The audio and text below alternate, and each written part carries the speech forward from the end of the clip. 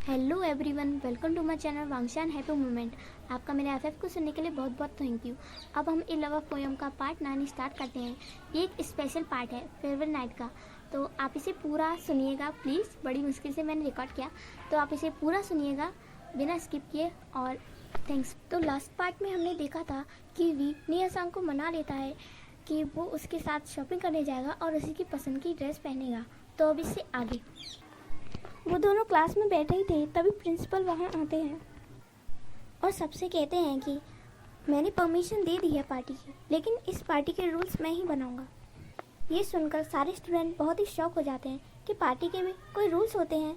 तो प्रिंसिपल कहते हैं किसी और की पार्टी के हो या ना हो, लेकिन ये पार्टी हमारे स्कूल में होगी, तो इसलिए मैं इसके रूल्स बनाऊंगा। पहला मैं बता देता हूँ कि पार्टी स्कूल के हॉल में होगी। तभी स्टूडेंट बोलने लगते हैं कि सर वो तो ठीक है, लेकिन पार्टी के भी कोई रूल होते हैं क्या, ये कैसे हो सकता है। तो प्रिंसिपल कहते हैं कि मैं रूल बनाऊंगा और तुम लोगों को मानने पड़ेंगे, वरना कोई ज़रूरत नहीं है पार्टी करने की। तो सारे स्टूडेंट मान जाते हैं उनके रूल्स को मानने के लिए। तो प्रिंसिपल कहने लगते हैं कि तुम लोगों को टाइम से आना है, मैं हॉल की सफाई करवा दूंगा, लेकिन तुम लोगों को डेकोरेशन खुद से करनी होगी। तुम लोगों को 6 बजे तक आ जाना है और सारी डेकोरेशन खुद से करनी है, और 7 बजे तक तुम लोगों को डेकोरेशन अपनी कंप्लीट करनी है, और तुम लोग 10 बजे तक पार्टी कर सकते हो। मैं 10 मिनट से 1 मिनट भी ज़्यादा टाइम तुम लोगों को नहीं दूंगा। सारे स्टूडेंट मान जाते हैं और प्रिंसिपल कहते हैं कि और हाँ, कोई भी ज़्यादा हैवी ड्रेसेस पहनकर नहीं आएगा, जैसे कि किसी शादी की पार्टी में आए हों। सब सिंपल पार्टी जैसे ड्रेस पहनकर आएंगे, कोई भी हैवी ड्रेसेस नहीं पहनकर आना चाहिए। तो सारे स्टूडेंट हाँ कह देते हैं कि वो सारे रूल्स को मान लेंगे। सारे स्टूडेंट ये सोच रहे थे कि ये तो बस यूं ही कहने की बात है रूल्स, और प्रिंसिपल कौन से आने वाले हैं पार्टी वाले दिन। तो सब हाँ कर देते हैं और प्रिंसिपल वहाँ से चले जाते हैं। ये सब सुन के वी एक लास्ट टाइम वांग जी की तरफ देखता है और अपना फेस दूसरी साइड में कर लेता है। निया सांग ये देखता है तो वो वी के पास आता है और कहता है क्या हुआ वी। वी कहता है कुछ नहीं, और वी सैड हो जाता है। ऐसे ही कुछ दिन बीतने लगते हैं। अब वी वांग जी को पूरे दिन में सिर्फ एक बार देखता था और देखने के बाद बहुत ही सैड हो जाता था। निया सांग ये बात नोटिस कर लेता है, इसीलिए निया सांग एक दिन वी को गार्डन में ले जाता है जैंगचन को क्लास में ही छोड़कर, और वी से पूछता है कि वी क्या बात है, आजकल तुम बहुत ज़्यादा सैड दिख रहे हो। तो वी उसे कुछ नहीं कहता, कहता है कि कुछ नहीं है। तो निया सांग कहता है मुझे पता है वी कि कुछ तो बात है, मुझे बताओ ना, तुम मुझे बता सकते हो ना वी, सुनो ना। तो वी कहता है कि मैं तुम्हें बताऊं, तुम किसी से कहना मत। तो निया सांग कहता है तुम्हें पता है ना मैं तुम्हारा सीक्रेट कितने अच्छे से रखता हूँ, मैं किसी को नहीं बोलूँगा। तो वी कहता है कि मैं वांग जी को देखने से। तो निया सांग कहता है क्या तुम्हारी उससे बात हुई। तो वी कहता है नहीं, तुम जानते हो ना कि मैं किसी से बात नहीं करता। तो निया सांग कहता है तो क्या हुआ। तो वी कहता है शायद से का ये पॉसिबल है, यही होगा। तो निया सांग कहता है तुम क्या कह रहे हो। तो वी कहता है कि ये स्कूल सिर्फ हाई स्कूल तक है। निया सांग कहता है हाँ। तो वी कहता है क्या पता मैं इसके बाद से वांग जी को कभी ना देख पाऊँ। तो निया सांग भी सैड हो जाता है और कहता है मुझे पता है कि तुम वांग जी को सच में लाइक करने लगे हो।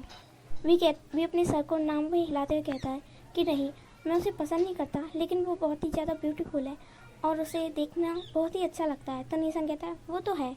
तो वी कहता है शायद से एग्ज़ाम होने के बाद से मैं उसे कभी भी नहीं देख पाऊँगा, है ना। तो निया सांग हाँ कहता है। तो निया सांग उसे कंसोल करते हुए उसके साथ बातें करता है, उसके साथ टाइम स्पेंड करता है और वी को अच्छा फील कराता है, और वी का मूड थोड़ी देर में ही ठीक हो जाता है। ऐसे ही कुछ दिन बीतने लगते हैं और इन लोगों के टेस्ट भी स्टार्ट हो जाते हैं। वी बहुत कोशिश करता है टेस्ट को अच्छे से देने की, और वो काफ़ी अच्छे से अपने टेस्ट को दे भी देता है। और इनका जब ड्राइंग का टेस्ट होता है तब हर बार की तरह वी के साथ वैसा ही हुआ था जैसा उसके साथ हर एग्ज़ाम में होता था। वी को सबकी ड्राइंग बनानी थी, तो इस बार भी वांग जी वी को अपनी ड्राइंग का पेज देने आया। तो इस बार वी ने उसे काफ़ी जल्दी ले लिया और उसे बहुत ही अच्छे से बनाने लगा। वी ने पर्पल कलर का लोटस फ्लावर बनाया और उसे बहुत ही अच्छी तरीके से ड्रॉ करके उसमें बहुत ही अच्छे कलर्स भर के उसने उस ड्राइंग को कंप्लीट किया और कहा ब्यूटीफुल। और फाइनली कुछ दिनों बाद इनके सारे टेस्ट कंप्लीट हो जाते हैं और फेयरवेल पार्टी का अब एक वीक ही बचा था। तो निया सांग और वी प्लान करते हैं कि वो लोग अपने लिए क्लॉथ खरीदने जाएंगे, और निया सांग भी हाँ करता है। तो वी, निया सांग और जंगचन ये तीनों शॉपिंग करने जाते हैं। तो वो लोग एक सिंपल सी मॉल में जाते हैं जो कि वी के नाम से ही था। तो नीसंग कहता है वाह तुम्हारा नाम कितना ब्यूटीफुल तरीके से लिखा हुआ है। तो वी कहता है हाँ। तो नीसंग कहता है ये मॉल बहुत ही अच्छा है, मैं यहाँ पहले भी आ चुका हूँ, चलो चलते हैं। तो वी जाता है और वो लोग वहाँ पर ड्रेसेस चूज़ करने लगते हैं। तो नीसंग वी को एक येलो कलर की टी शर्ट ऑफर करते हुए कहता है कि ये तुम पर बहुत अच्छी लगेगी। तो वी कहता है ये सच्ची में ब्यूटीफुल है। तो नीसंग कहता है तुम इसे पहनकर और भी ज़्यादा ब्यूटीफुल लगोगे, तुम इसे ले लो। तो वी कहता है ठीक है, और वी एक जीन्स की जैकेट को चूज़ करता है। नीसंग कहता है इसके साथ तो ये बहुत ज़्यादा अच्छी लगेगी, और ऐसे ही वो तीनों शॉपिंग कर लेते हैं और घर आ जाते हैं। और फाइनली फेयरवेल पार्टी का दिन आ ही जाता है। तो वी ने पहले ही डिसाइड किया था कि वो नीसंग के घर जाकर रेडी होगा। तो वो अपने क्लॉथ्स को बैग में रखता है और नीसंग के घर के लिए निकल जाता है। और नीसंग के बारे में बात करें तो मैं नीसंग के बारे में बताना भूल गई थी, आई एम रियली सॉरी। तो नीसंग के पेरेंट्स नहीं है, उसका एक भाई है नीमिंजे, जो कि पुलिस में है, और वो ज़्यादातर घर पर नहीं रहते हैं, वो हमेशा अपनी ड्यूटी पर रहते हैं। तो नीसंग ज़्यादातर घर पर अकेला रहता है। तो वी उसके घर जाता है और देखता है कि नीसंग अभी चेंज करके आया है। तो वी उसे देखते हुए कहता है कि वाह नीसंग तुम तो बहुत ही हैंडसम लग रहे हो। तो नीसंग कहता है मैं अभी रेडी नहीं हुआ हूँ, जब मैं रेडी हो जाऊँगा ना तब देखना मैं कितना अच्छा लगता हूँ। वो ऐसे हकलाने लगता है। तो वी कहता है तुम तो अभी से हकला रहे हो, क्या हुआ? तो नीसंग कहता है कुछ नहीं। तो वी कहता है मैं भी चेंज करके आता हूँ। वी चेंज करके आता है और नीसंग उसे शॉकिंगली देखने लगता है। उसका मुंह खुला का खुला रह जाता है और उसके मुंह से एक ही वर्ड निकलता है ब्यूटीफुल वी। तो वी कहता है थैंक यू। तो वी कहता है एक मिनट, ब्यूटीफुल नहीं, मैं हैंडसम लग रहा हूँ। तो नीसंग कहता है एक ही तो बात है, और वैसे भी तुम इन कपड़ों में बहुत ही ज़्यादा ब्यूटीफुल लग रहे हो। तो वी कहता है बस करो, अभी तो मैं तैयार नहीं हुआ, जब मैं रेडी हो जाऊँगा तब देखना मैं कितना ज़्यादा अच्छा लगता हूँ। तो दोनों एक साथ कहते हैं हम दोनों की सोच कितनी मिलती है, और वो दोनों रेडी होने लगते हैं। थोड़ी देर में जंग चंग भी आ जाता है और वो कहता है कि बताओ मैं कैसा लग रहा हूँ। तो नीसंग कहता है बिल्कुल भिखारी लग रहे हो। तो वी कहता है नीसंग बस भी करो। तो जंग चंग गुस्से में कहता है क्या कहा तुमने, मुझे भिखारी कहा? तो नीसंग कहता है हाँ तुम ऐसे ही लग रहे हो। तो वो दोनों फाइट करने लगते हैं। तो वी उन दोनों को रोकते हुए कहता है तुम दोनों बिल्कुल ऐसे लड़ते हो जैसे कि दोनों कोई कपल हो। तो वो दोनों नो कहते हैं कि नो वो कपल नहीं है। तो वी कहता है तुम दोनों लड़ तो ऐसे ही रहे हो जैसे कि हस्बैंड और वाइफ लड़ते हैं। तो वो दोनों ही आउट बना लेते हैं और कहते हैं कि वी तुम कैसी बकवास कर रहे हो। तो वी कहता है अच्छा अपनी लड़ाई बंद करो, हमें पार्टी में भी जाना है। तो वो सब रेडी हो जाते हैं। जंग चंग कहता है तुम मुझे अकेले घर छोड़ाए, तुम बहुत बुरे हो। तो वी कहता है जंग चंग तुम्हें पता है ना, बड़ी मुश्किल से तो मैडम यू ने परमिशन दी है, तो मैं घर पर तो तैयार नहीं हो सकता था ना। तो जंग चंग कहता है कि अच्छा ठीक है, तो वैसे भी तुम मेरी वजह से जा पा रहे हो पार्टी में। वी कहता है मुझे कोई शौक नहीं है जाने का, वो तो तुम्ही ने फोर्स किया तो मैं चला आया। तभी नीसंग कहने लगा मुझे बताने दो कि इसने मैडम यू से कैसे परमिशन ली होगी। ज़रूर इसने मैडम यू के पैर पकड़ लिए होंगे और कहा होगा कि प्लीज़ मॉम प्लीज़ उसे भी पार्टी में जाने दे। तो वो दोनों हंसने लगते हैं, वी और नीसंग हंसने लगते हैं। तो जंग चंग कहता है तुम कभी नहीं सुधरोगे, मैंने ऐसा नहीं कहा था। तो नीसंग कहता है तो तुमने क्या कहा था? तो जंग चंग कहता है मैंने मस्त मामा से कहा कि ये हमारा स्कूल का लास्ट डे है, हम सबसे लास्ट बार मिलने वाले हैं, इसलिए हमें जाने दें। तो नीसंग कहता है और मैं तुम्हारी बात मान लूँ? तो जंग चंग कहता है हाँ, और यही सच है। तो वी भी कहता है कि हाँ ये सच है। वी स्माइल करते हुए कह रहा था। तो नीसंग कहता है अच्छा वैसे मुझे इसकी बातों पे कोई भरोसा नहीं है, लेकिन वी की बातों पे है। तो वो तीनों हंसने लगते हैं और वो तीनों जाने लगते हैं नीसंग के घर से। तभी वी अपनी पॉकेट में कुछ रखता है। तो नीसंग कहता है तुम क्या रख रहे हो? तो वी कहता है कुछ नहीं। नीसंग कहता है बता भी दो क्या रख रहे हो, मैं किसी को नहीं बताऊंगा, बताओ ना। तो वी उसे कुछ नहीं बताता और चुपचाप उसे ले जाने लगता है। और जब ये लोग पार्टी के लिए जा रहे थे तो वी थोड़ा सा सैड था कि वो आज सबको लास्ट बार देखेगा। तो ये तीनों ऐसे ही स्कूल में पहुंच जाते हैं और वो लोग देखते हैं कि स्कूल पूरी तरह खाली है। तो वो लोग फिर हॉल की तरफ जाते हैं और हॉल में घुसते ही वो तीनों ही शॉक हो जाते हैं और उन तीनों के मुंह खुले रह जाते हैं। वो तीनों ही देखते हैं कि क्लास जो थी हॉल वाली क्लास वो बहुत ही ज़्यादा अच्छी दिख रही है, वहाँ पर बहुत ही अच्छी सफाई की गई और बहुत ही अच्छी लाइटिंग।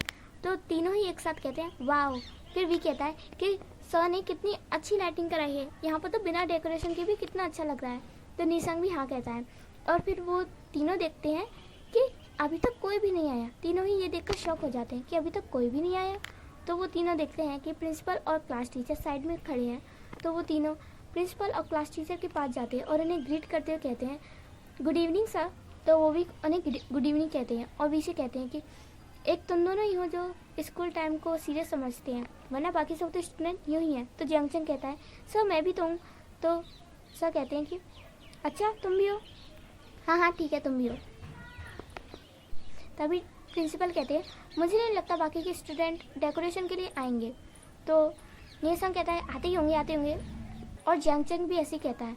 तो टीचर कहते हैं कि तुम तीनों एक काम करो, थोड़ा और वेट करो, जब और तुम्हारे क्लासमेट आ जाएं तब तुम लोग डेकोरेशन करना स्टार्ट कर देना। यहाँ पर सारा डेकोरेशन का सामान रखा है, मैंने सब मंगा लिया है।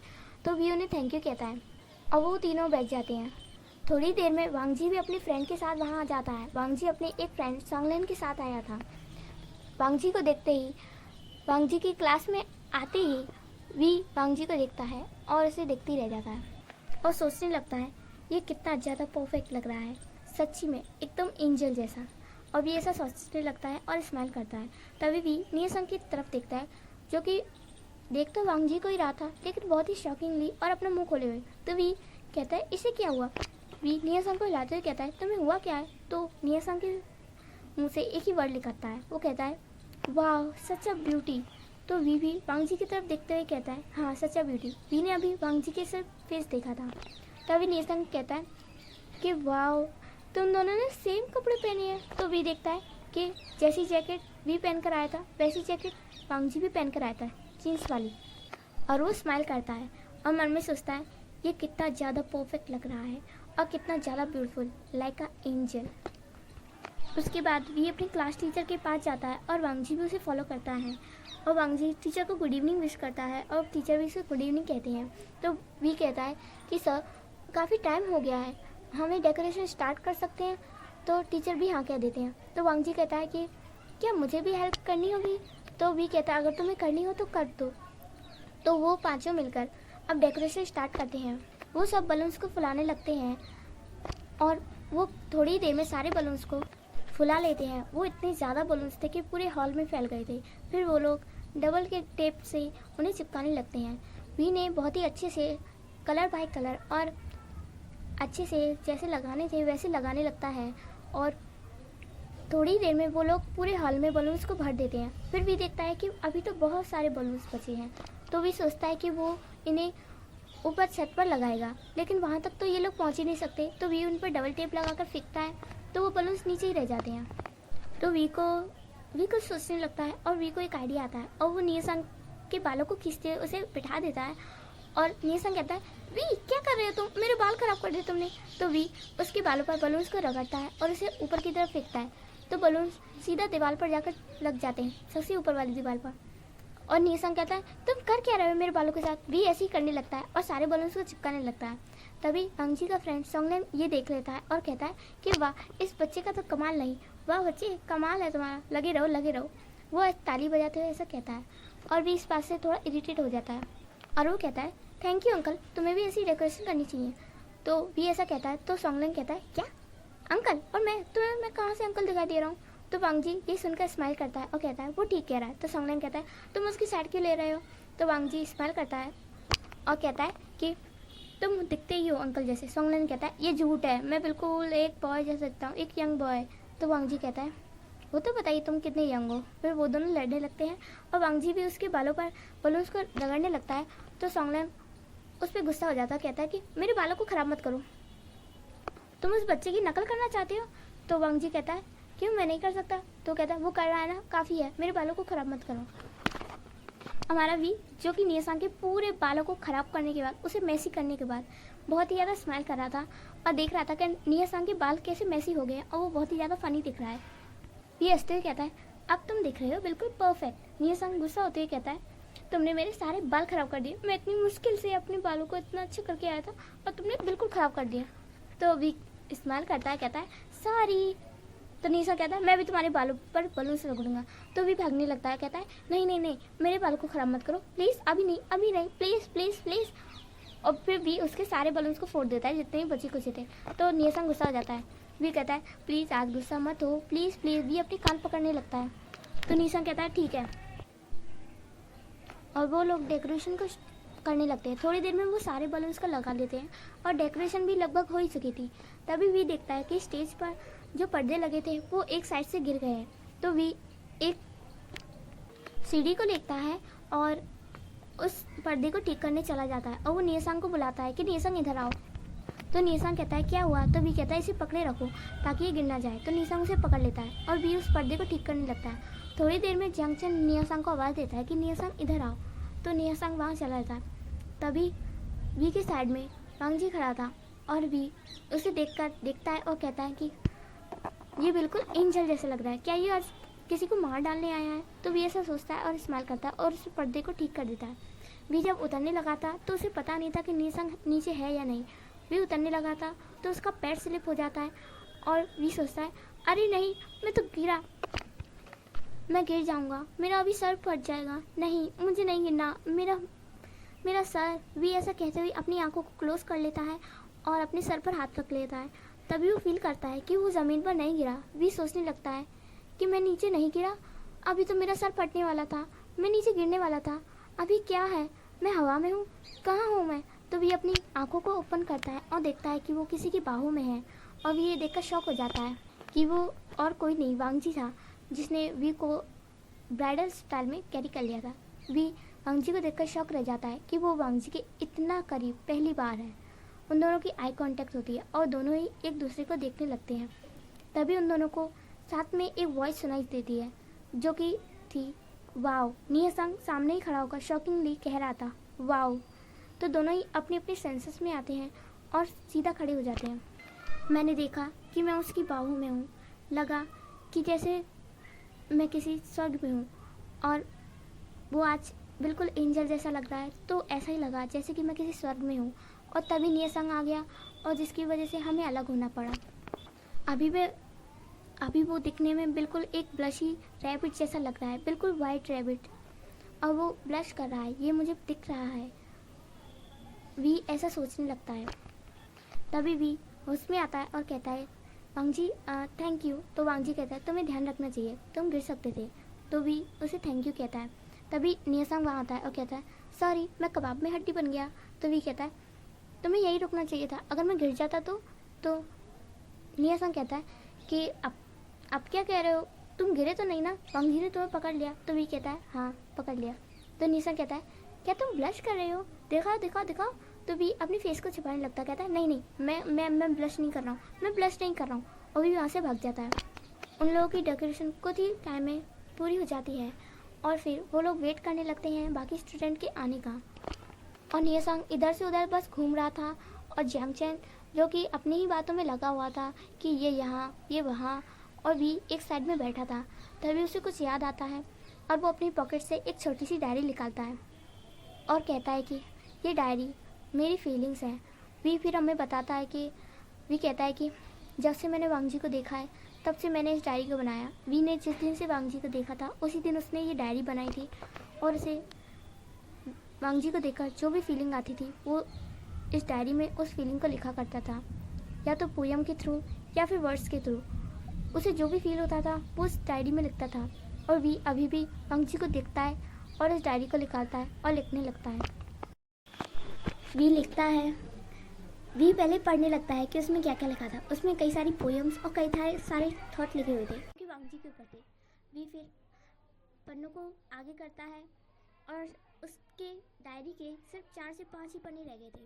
वी ने इन 2 सालों में अपनी पूरी डायरी को लगभग भर ही दिया था। तो वो फिर लास्ट के पन्नों को भरते हुए लिखता है कि मेरी ज़िंदगी का सबसे अच्छा दिन होगा आज, मैं इस दिन को कभी नहीं भूलूंगा। शायद से मैं आज उसे आखिरी बार देख रहा हूँ, हाँ शायद से। और आज पता है क्या हुआ? वी अपनी डायरी में लिख रहा था, आज पता है क्या हुआ? आज मैं गलती से उसकी बाहों में गिर गया। जब मैं अपनी स्कूल की स्टेज को डेकोरेट कर रहा था तो मेरा पाँव अचानक से सीढ़ियों से फिसल गया और मैं उसकी बाहों में गिर गया। उस टाइम मुझे लगा कि मैं गिर जाऊंगा, लेकिन किस्मत ने मुझे बचा लिया और वांगजी ने। उस टाइम जब मैं उसकी बाहों में था तो लगा जैसे कि पूरी दुनिया उसकी बाहों में ही आ गई हूँ, मेरी सारी खुशियाँ उसकी बाहों में हो, मुझे ऐसा लगने लगा। और ये मेरे लाइफ की सबसे बेस्ट फीलिंग थी। उस दिन से भी ज़्यादा अच्छी फीलिंग जब मेरी और वांगजी की पहली बार टक्कर हुई थी और वांगजी ने मुझे बच्चा कहा था। क्या मैं सच में इतना छोटा दिखता हूँ कि मैं सच में सबको बच्चा लगता हूँ? खैर, इस बात से अब कोई मतलब नहीं रहता, क्योंकि अब मैं शायद वांग जी से कभी ना मिलूँ। और वी फिर अपनी डायरी को बंद करते लिखता है कि आज का दिन मैं कभी नहीं भूलूंगा, my high school farewell day. थोड़ी देर में उन लोगों के क्लासमेट आना स्टार्ट हो जाते हैं और थोड़ी देर में पूरा हॉल भर जाता है और सारे क्लासमेट इधर उधर देखने लगते हैं कि डेकोरेशन कितना अच्छा हुआ है। और जियांग अपने जो और फ्रेंड्स थे उनके साथ चला जाता है और निया सांग पर वी के साथ ही खड़ा रह जाता है और वी से कहता है कि फाइनली अब पार्टी स्टार्ट होगी। वी देखता है वांग जी विंडो साइड में ही खड़ा था और वी उसे देखकर स्माइल करता है। और तभी प्रिंसिपल स्टेज पर आते हैं और माइक को लेते हुए कहते हैं कि मैं कुछ कहना चाहता हूँ, लेकिन उससे पहले मैं वी को कहूँगा कि वो यहाँ आकर अपनी ब्यूटीफुल वॉइस में कुछ ब्यूटीफुल सा कहे, अपनी क्लास को मोटिवेट करे, जैसा कि वो पढ़ाई में अच्छा है। तो वी आओ अपनी क्लासमेट को कुछ कहो। तो वी स्माइल करता है और टीचर की बात मानते हुए स्टेज पर जाता है और माइक लेते हुए प्रिंसिपल को थैंक्स कहता है कि thank you sir. V mic को लेता है और अपनी मेलोडी वॉइस में कहता है, माय क्लासमेट्स, आज मैं स्कूल के लास्ट डे पर कुछ कहना चाहता हूँ। सारे स्टूडेंट इतनी प्यारी वॉइस को सुनकर अचानक से सोचने लगते हैं कि इतनी प्यारी वॉइस, और सब स्टेज की तरफ देखते हैं तो उन्हें वहाँ भी दिखता है और सब लोग सोचने लगते हैं कि वी, जो कि कभी भी क्लास में किसी से ज़्यादा बातें नहीं की है जिसने, और ना ही ज़्यादा बोला है, वो आज स्टेज पर स्पीच दे रहा है। इसलिए सारे क्लासमेट वी की तरफ देखते हैं और उसकी बातों को सुनने लगते हैं। वी कहता है, my all classmates, school best day on the close day of school.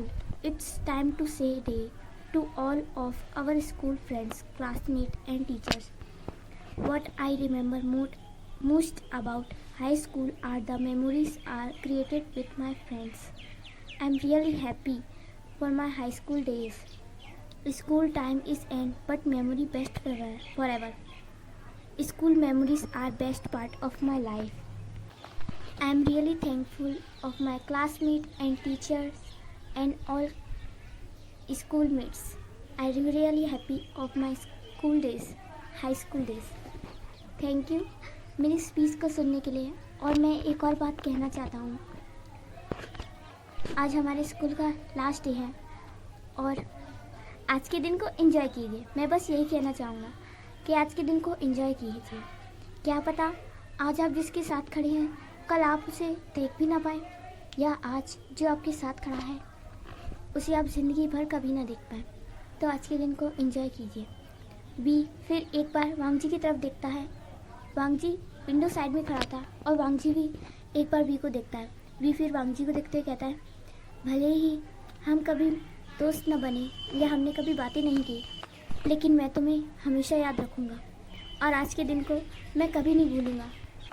कुछ कहना चाहता हूँ, अपने फेस को साइड में करता है और फिर से कहता है, थैंक यू मेरी स्पीच को सुनने के लिए। वी की आंखों में हल्के से आंसू आ गए थे, फिर भी वो बोल रहा था कि थैंक यू मेरी स्पीच को सुनने के लिए। हमारी क्लास स्कूल की सबसे ज़्यादा शरारती क्लास रही है और सबसे ज़्यादा नोटी भी, जो कि टीचर्स की बात तो कभी भी नहीं सुनती, लेकिन आप आज मेरे क्लासमेट ने मेरी बातें इतनी अच्छे से सुनी, उसके लिए रियली थैंक यू। और आज के दिन को एंजॉय कीजिएगा और आशा करता हूँ कि आज के दिन को आप कभी ना भूलें। Thank you. और सारे स्टूडेंट फिर तालियां बजाने लगते हैं और निया सांग वी से कहता है कि वाह V, best speech of the day. Thank you V इतनी अच्छी स्पीच के लिए। तो वी भी स्माइल करता है और फिर माइक को अपने प्रिंसिपल को देते हुए कहता है कि थैंक यू प्रिंसिपल सर। तो प्रिंसिपल भी कहते हैं कि वेल डन वी। तो वी फिर स्टेज से नीचे आ जाता है। निया सांग वी से कहता है कि तुमने अपनी पहली स्पीच बहुत अच्छे से कही। तो वी कहता है कि थैंक यू निया सांग, मैंने पहली बार स्पीच दी, मुझे पता ही नहीं चल रहा था मुझे क्या कहना चाहिए और क्या नहीं। निया सांग कहता है इट्स ओके, तुमने सही स्पीच दी, तो बस आज का दिन एंजॉय करते हैं। तो वी वांग जी की साइड एक बार और देखता है और स्माइल करता है और तभी प्रिंसिपल स्टेज पर आते हैं और कुछ कहने लगते हैं। तो सारे स्टूडेंट उनकी तरफ देखते हैं और प्रिंसिपल कहते हैं कि मैंने तुम लोगों से पहले ही कहा था कि टाइम टू टाइम आना और टाइम टू टाइम जाना है, लेकिन तुम लोग तो टाइम से आए ही नहीं। मैं तुम लोगों से बहुत गुस्सा हूँ। मेरा तो मन था कि मैं इस पार्टी को यहीं ओवर कर दूँ, लेकिन जो स्टूडेंट टाइम से आए, मैं उन स्टूडेंट को रियली थैंक यू कहूँगा कि तुम लोग टाइम से आए और डेकोरेशन खुद की।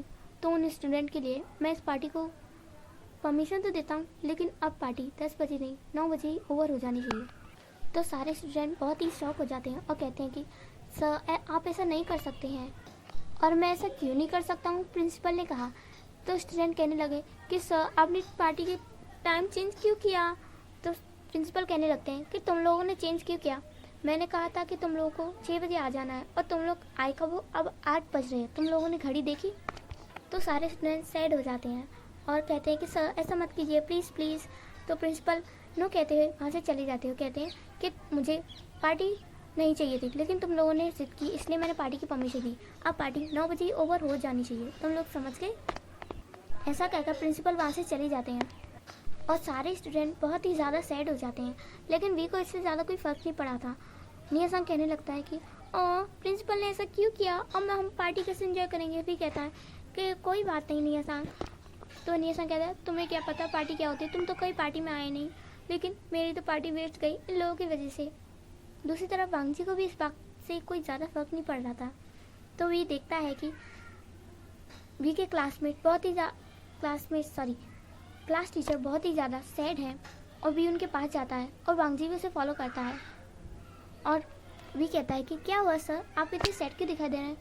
तो क्लास टीचर कहते हैं कि आज तक मैंने किसी भी क्लास के लिए इतनी रिक्वेस्ट नहीं की थी जितने कि इस साल के बैच के लिए की है। इस स्कूल में स्टार्टिंग से लेकर अब तक कोई भी पार्टी कभी भी नहीं हुई, लेकिन मैंने बहुत ही ज़्यादा रिक्वेस्ट करके प्रिंसिपल को मनाया था पार्टी के लिए, लेकिन ये लोगों ने कोई भी रूल नहीं माना और आए भी नहीं टाइम से। और अब देखो ये लोग तो भी देखता है कि सारे स्टूडेंट अपनी अपनी चेयर पर बैठ गए थे और वो भी साइड में करके, और सब के सब बहुत ही ज़्यादा गुस्से में थे। तो भी उन्हें देखता है, कहता है इन्हें क्या हुआ है। तो टीचर कहते हैं कि देख लो इन्हें क्या ही हुआ है। तो भी उनके पास जाता है और कहता है कि तुम लोगों को हुआ क्या है, तुम लोग पार्टी क्यों नहीं कर रहे हो। तो वो लोग कहते हैं 1 घंटे में हम क्या ही पार्टी करेंगे भी, 1 घंटा, प्रिंसिपल ने हमें सिर्फ 1 घंटा दिया। हम तो सोचे थे कि प्रिंसिपल यूँ ही बात ही कह रहे हैं, वो हमें परमिशन दे देंगे लेट नाइट तक पार्टी के लिए, लेकिन अब तो उन्होंने टाइम भी बिल्कुल बहुत कम कर दिया। भी कहता है तो क्या फ़र्क पड़ता है, तुम लोग 1 घंटे में भी पार्टी एंजॉय कर सकते हो। तो वो लोग कहते हैं कि नहीं ऐसा कैसे हो सकता है, अब हमें चाहिए नहीं पार्टी। ठीक है प्रिंसिपल चाहते हैं ना कि हम ना करें पार्टी, ठीक है हम नहीं करेंगे। पार्टी ओवर होने पर, मतलब पार्टी का टाइम ख़त्म होने पर हम चले जाएंगे। तो भी कहता है कि तुम लोग ऐसा क्यों कर रहे हो, आज हमारे स्कूल का लास्ट डे है और तुम लोगों को ये दिन एंजॉय करना चाहिए और तुम लोग यहाँ पर सेट बैठे हो। सारे स्टूडेंट शॉक हो जाते हैं क्योंकि उन्होंने समझा था कि वी एक कोल्ड पर्सन है। उसके सारे क्लासमेट यही समझते थे कि वी कोल्ड पर्सन है और वो ज़्यादा किसी से बातें नहीं करता, लेकिन वी की इतनी सारी बातें सुनकर सब शौक थे और वी से कहते हैं कि तुम्हें एंजॉय करना है तो करो, लेकिन हम नहीं करेंगे। सारे स्टूडेंट मुंह फुलाकर बैठ जाते हैं और वी कंफ्यूज हो जाता है कि अब वो क्या करे और अपने क्लास टीचर के पास जाता है और क्लास टीचर कहते हैं कि मैंने बड़ी मुश्किल से इन लोगों के लिए वो सारे फूड लाया जो उन्होंने चॉइस किए थे। वैसे तो प्रिंसिपल अपनी ही मर्ज़ी का फूड ला रहे थे, लेकिन मैंने बड़ी मुश्किल से इन लोगों की पसंद के फूड मंगाए। लेकिन देखो ये लोग तो सब बैठे हैं और ना ही पार्टी को एंजॉय कर रहे हैं और ना ही फूड ले रहे हैं। तो वी देखता है कि वो लोग फूड से बहुत दूर बैठे थे और भी उन्हें फूड के लिए पूछता भी है तो सब लोग मना कर देते हैं कि उन्हें नहीं चाहिए, उन्हें कुछ नहीं चाहिए। लेकिन वी को पता था कि अगर उनको सर्व किया जाए तो वो मना नहीं करेंगे। तो भी कहता है कि मैं इन्हें सर्व करूँ तो क्लास टीचर कहते हैं कि तुम अकेले कर लोगे। तो वांगजी आते हुए कहता है कि मैं हेल्प कर दूंगा, मैं वैसे भी कर क्या रहा हूँ। तो भी कहता है थैंक यू। तो तभी क्लास टीचर कहते हैं कि ये बहुत ही अच्छा प्लान रहेगा। तो भी कहता है कि मैं इन सबको सर्व करूँगा, तो मुझे लगता कि ये लोग ना कर पाएंगे। तो क्लास टीचर भी हाँ कर देते हैं और भी वांगजी जाने लगते हैं जहाँ पर इनके फूड रखे थे। तो भी देखता है कि निया-सांग जहाँ से जा रहा था। भी कहता है कि तुम कहाँ जा रहे हो। तो निया-सांग कहता है मैं भी उन लोगों की पार्टी में शामिल होने जा रहा हूँ। भी कहता है कौन सी पार्टी। निया-सांग कहता है जो बैठकर आराम से बातें कर रहे हैं। तो भी कहता है तुमको मेरी मदद करनी है, समझे, चलो आओ मेरे साथ। तो निया-सांग कहता है कि नहीं मुझे तुम्हारी कोई मदद नहीं करनी, खुद करो। निया-सांग वहाँ से चला जाता है और भी सैड हो जाता है कि अब वो अकेला करेगा। जंग चंग तो जंग चंग। निया-सांग भी उसका साथ छोड़ कर चला गया और भी फिर जाता है खाने की टेबल के पास।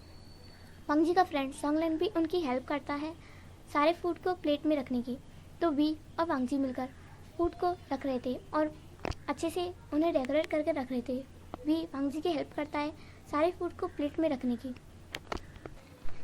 वी सोचता है अभी ये ड्रीम लग रहा है, नहीं, ओह गॉड, ये बिल्कुल एक ड्रीम जैसा लग रहा है, लेकिन ये सच है क्या? हाँ, ये सच है, ओह गॉड, मैं क्या ही करूँ? वी ऐसा सोचने लगता है। तो वी उन सारी प्लेट्स को लगा लेता है और एक प्लेट को लेकर जाने लगता है। तो वांगजी कहता है मैं तुम्हारी हेल्प करता हूँ। तो वी कहता है थैंक यू। तो वी और वांगजी दोनों ही सबको सर्व करने लगते हैं। वी पहले ही प्लेट लेकर अपने क्लास टीचर के पास जाता है, कहता है सर आप यहाँ पर बहुत देर से आते हैं ना, तो पहले आप ही खाइए। तो वो वी को थैंक यू कहते हैं और वी फिर जाने लगता है और वांगजी एक बड़ा सा ट्रे में सारी प्लेट्स को रखते हुए वी के पीछे पीछे जाने लगता है और वी उन ट्रे में से हर प्लेट को लेकर अपनी क्लासमेट्स को देने लगता है और देखकर कहता है कि मुझे पता है तुम लोग को भूख लगी होगी, तुम लोग ऐसे ही आगे होगे पार्टी की वजह से, इसलिए नखरे ना करो, खा लो वरना फूड वेस्ट हो जाएगा। एक्चुअली वी नहीं चाहता था कि इतना सारा फूड वेस्ट हो और उसे खाने की कीमत तो पता ही थी, तो वी नहीं चाहता था कि खाने की कोई भी वेस्टिंग हो, इसलिए वो सबको सर्व कर रहा था और वांगजी उसमें हेल्प कर रहा था। वी देखता है कि वांगजी उसके साथ ऐसे चल रहा है जैसे कि वो वांगजी वी का कोई नौकर हो। तो वी स्माइल करता है और कहता है तुम मेरे नौकर नहीं हो जो ऐसे पीछे पीछे घूम रहे हो। तो वांगजी कहता है मैं किसी का नौकर नहीं हूँ, मैं तो बस तुम्हारी हेल्प कर रहा हूँ। तो वी स्माइल करता है और उससे प्लेट लेते हुए कहता है कि कुछ ही स्टूडेंट बचे हैं। और तभी वांगजी का फ्रेंड सॉन्गलैन भी खाने बैठ जाता है और वो भी खाना खाने लगता है और वांगजी और वी दोनों अकेले ही सर्व करने लगते हैं।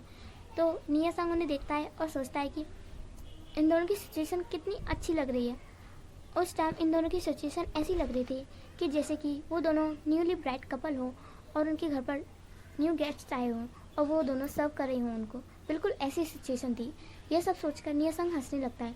तो वी उसके पास फूड लाते हुए कहता है कि क्या हो तुम इतने क्यों हंस रहे हो, एक तो मेरी हेल्प नहीं कर रहे हो ऊपर से हंस रहे हो।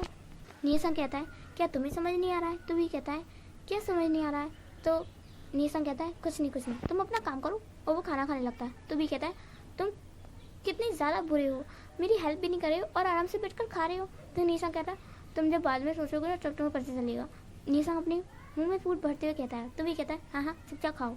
और वी फिर जाता है और अपने क्लास टीचर के पास जाता है। तो वांगजी भी उसके पीछे आता है और वी कहता है कि सर आपने केक तो मंगाया होगा है ना?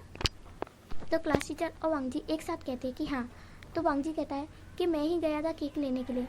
तो वी कहता है अच्छा तो हम पहले इन सबसे भी पूछ लेते हैं कि कोई केक कटिंग में आएगा या नहीं। तो वी उनके पास जाता है, कहता है अब तो तुम लोग उठ जाओ ना, अब तो तुम लोगों ने खाना भी खा लिया, अब तो उठ जाओ ना, केक कटिंग होने वाली है। तो वो लोग मना कर देते हैं कि वो नहीं आएंगे। तो वी अपने सर पर हाथ मारता है, कहता है इन लोगों को कुछ नहीं हो सकता। फिर वी, वांगजी, क्लास टीचर और प्रिंसिपल ये लोग जाकर केक कटिंग करते हैं। केक कटिंग नहीं करते, केक को खोलते हैं। तो वांगजी फिर जाता है अपने फ्रेंड सॉन्गलैन के पास। तो वी कुछ ढूंढने लगता है और वी ढूंढने लगता है। वी कहता है ये केक बहुत ब्यूटीफुल है लेकिन नाइफ कहाँ है, मैं इसे काटूँ कैसे? वी ढूंढने लगता है। तभी वी वांगजी को आवाज़ देता है। वो बहुत ही लाउडली आवाज़ देता है कि वांगजी वांगजी वांगजी कहाँ रह गए वांगजी। वी ऐसे ज़ोर से गुस्से में बुलाता है। वांगजी भागते हुए आता है और कहता है कि क्या हुआ अभी? तो वी कहता है गुस्से में, कहता है वांगजी नाइफ कहाँ है? तो वांगजी शॉक हो जाता है, नाइफ का क्या करा? तो वी कहता है नाइफ कहाँ है, मैं केक कैसे कटिंग करूँ? तो वांगजी अपने सर पर हाथ फेरते हुए कहता है ओ सॉरी मैं नाइफ लाना भूल गया। तो वी कहता है क्या तुम नाइफ लाना भूल गए, अब मैं केक की कटिंग कैसे करूँ हाथों से? तो वो दोनों सोचने लगते हैं और वांगजी कहता है सॉरी मैं पहली बार केक खरीदने गया था तो मुझे पता नहीं था। तो वी कहता है तुमसे किसी ने कहा था केक लाने के लिए और तुम नाइफ नहीं लाए, अब कैसे काटेंगे? तो वी देखता है कि वहाँ पर एक पेपर की प्लेट रखी थी। तो वी उस प्लेट को लेता है और कुछ सोचता है और उस प्लेट को बीच में से फाड़ देता है और इससे केक को काटने लगता है। ये सब देखकर सॉन्गलैन हंसते हुए कहता है कि वाह इस बच्चे का तो कमाल ही नहीं, ये तो सच में एक टैलेंटेड बच्चा है। और भी उस पेपर प्लेट का एक टुकड़ा वांगजी को भी देता है और दोनों ही केक को कट करने लगते हैं। वांगजी को केक काटना ठीक से आ ही नहीं रहा था तो वी उसकी हेल्प करता है और केक को काट कर प्लेट में सर्व करता है और फिर दोनों मिलकर उन्हें ट्रे में रखते हैं और सबको देने लगते हैं। वी पहले क्लास टीचर और प्रिंसिपल को केक देकर आता है और फिर बाकी सारे स्टूडेंट को भी देने लगता है। सारे स्टूडेंट कितने ज़्यादा, मतलब वो लोग पार्टी करने तो आए थे, लेकिन क्लास प्रिंसिपल की बात सुनकर वो लोग सैड हो गए और वो लोग पार्टी ना करने का फैसला करके बैठ गए। लेकिन उनको हाथ में जब सब कुछ देने लगे तो वो लेने लगे। ये देखकर वी को तो बहुत गुस्सा आ रहा था, लेकिन वो क्या ही करे, वो नहीं चाहता था कि इतना सारा फूड वेस्ट हो, तो वी इसलिए सर्व कर रहा था। और फाइनली सारा फूड और केक सर्व करने के बाद वांगजी केक के साइड में जाता है और वो एक चॉकलेट साइड को अलग करता है। तभी वी आता है और कहता है मैं नीसंग के लिए केक लेना तो भूल ही गया। तो वो देखता है कि वांगजी ने एक चॉकलेट साइड अलग कर दिया। तो वी उस प्लेट को उठाते हुए कहता है नीसंग को चॉकलेट बहुत अच्छी लगती है। तो वी ऐसा सोचते हुए चॉकलेट को ले जाता है। तभी वांगजी को थोड़ा बुरा लगता है और उसके पास सोंगलेन आता है और कहता है क्या हुआ वांगजी। तो वांगजी कहता है कुछ नहीं, मैं केक चॉकलेट साइड वी। सोंगलेन कहता है तुम क्या कह रहे हो। तो वांगजी कहता है कुछ नहीं। तो सोंगलेन कहता है तुमने केक तो नहीं खाया ना। तो वांगजी कहता है कि नहीं। और वो देखता है कि वी और नियासंग बहुत ही अच्छे से केक को खा रहे हैं और एक दूसरे बातें कर रहे हैं, स्माइल कर रहे हैं। ये देखकर वांगजी को थोड़ा अजीब फील हो रहा था, पर पता नहीं क्यों। फिर वी थोड़ी देर में आता है और कहता है कि अरे हम कोल्ड ड्रिंक देना तो भूल ही गए थे, कोल्ड ड्रिंक तो तुम ज़रूर लाए होगे है ना। वी ऐसा कहने लगता है और वांगजी भी हाँ कहता है और वो दोनों फिर कोल्ड ड्रिंक को भी सर्व करने लगते हैं। वी सबको कोल्ड ड्रिंक सर्व करता है और वांगजी भी अपने लिए एक ग्लास कोल्ड ड्रिंक रख लेता है और वो देखता है कि सारी कोल्ड ड्रिंक अब खत्म हो चुकी है। और तभी प्रिंसिपल स्टेज पर आते हैं और कहते हैं ठीक है तुम लोगों ने इतने नखरे कर दिए, ठीक है अब तुम लोग 11 बजे तक पार्टी कर सकते हैं, लेकिन 11 बजे से ज़्यादा देर नहीं। तो सारे स्टूडेंट बहुत ही खुश हो जाते हैं और टीचर कहते हैं कि मैंने डीजे का भी इंतज़ाम कराया है, मुझे पता था आज के स्टूडेंट को डीजे बड़ी पसंद है ना। ठीक है ये तुम लोगों की लास्ट पार्टी है तो एंजॉय करो, जैसा कि वी ने कहा। तो वी भी स्माइल करता है और सारे स्टूडेंट फिर पार्टी एंजॉय करने लगते हैं। और नियासंग तो भागा भागा जाता है डीजे के पास और अपना फेवरेट म्यूज़िक जो भी उसे पसंद आता है सारे लगाने लगते हैं और बाकी के भी स्टूडेंट सब पार्टी एंजॉय करने लगते हैं। ये देखकर वी स्माइल करता है और कहता है कि चलो कुछ तो अच्छा हुआ आज। तो वी भी अपने लिए फूड लेता है, केक लेता है और एक साइड टेबल पर जाकर बैठकर खाने लगता है। वांगजी देखता है कि वी के पास तो कोल्ड ड्रिंक है ही नहीं।